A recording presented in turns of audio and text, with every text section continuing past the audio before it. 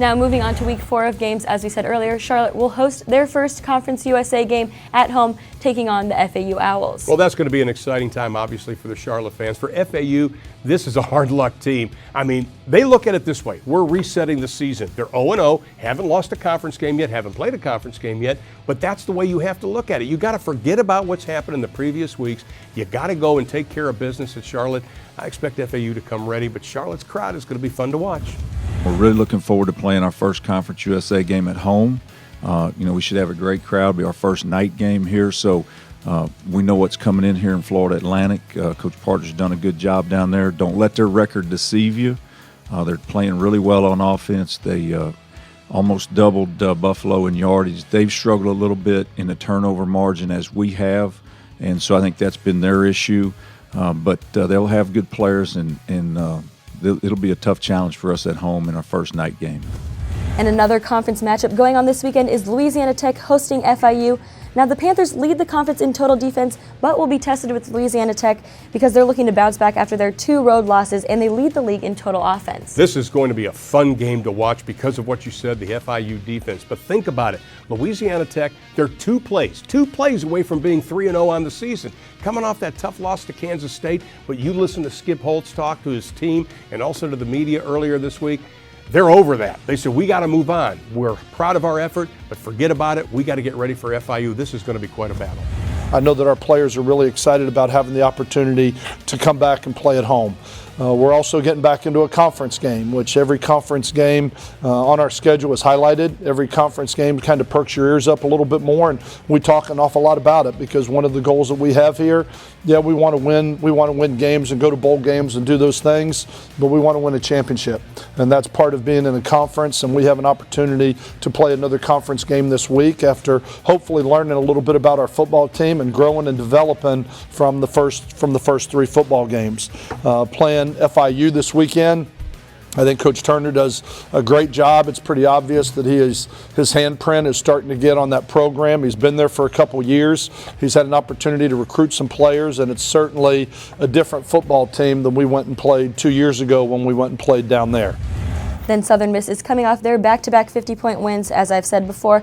And this week, they may be able to have another strong offensive performance as they travel to Nebraska, a team that's ranked 105th in the FBS in defense. Well, I tell you what, you look at Nebraska and they had the tough loss, a couple of tough losses so far this year. Mike Riley's going to do a good job up there, don't get me wrong. But that is a tough place to play. And Southern Miss has got to forget about the fact you got 86,000 people there, all dressed in red. I've done tons of games there. It's loud. The people don't leave the stadium until the end of the 4th quarter. They're there yelling at you. You've got to be able to block that out. I think mentally, this is going to be a big test for Southern Miss. We're excited about the opportunity this week to go up to Nebraska, another measuring stick for our program, as every game is, but a storied program as Nebraska, and a really good football coach and staff, Mike Riley and his staff that did a great job at Oregon State. And I know a couple of those guys on that staff, and they do a great job. It'll be a real challenge for us. Offensively, they're going to do some things similar to what we just saw, basically in the first 3 weeks, with some quarterback run stuff. And then defensively, we're going to see, 4 down, quarters approach, really physical up front. They're good up front. They're physical on the perimeter. So we've got our work cut out for us this week, but our guys are excited. We went up there a couple years ago and didn't put our best foot forward, but we're significantly better than we were then.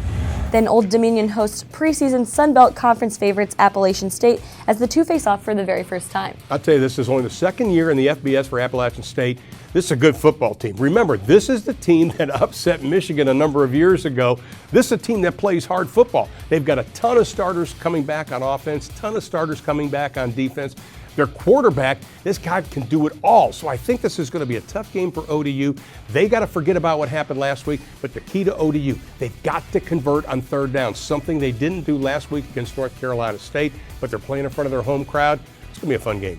Then the WKU Hilltoppers lost a close game to Indiana last week, but they're hoping to bounce back with a home game against Miami. And that's the Miami that's in Ohio. Now, here's the big key for them. They're coming home after that tough loss. Great point you made, Maddie, because they've got to take care of business. But I'm going to give a shout out to somebody not getting publicity nationwide, and he should be. Tyler Higbee, the big tight end. He had 11 receptions last week. You ready for this? He leads the FBS tight end receptions with 22. This young man's a heck of a player. Look for him to have a big game. We've got a young emerging team that has improved and played a tough schedule with Wisconsin on the schedule, and they almost upset Cincinnati last week. So we're going to have to really work hard this week and play well to win. And I think our guys need to understand that. We haven't won many games by more than a couple points. So in order for us to win, we have to execute, and all three segments have to play well. And that's kind of what we believe that we have to become as a team, is all three segments need to play well for us to win. Now here's a look at the full schedule for week 4 of games.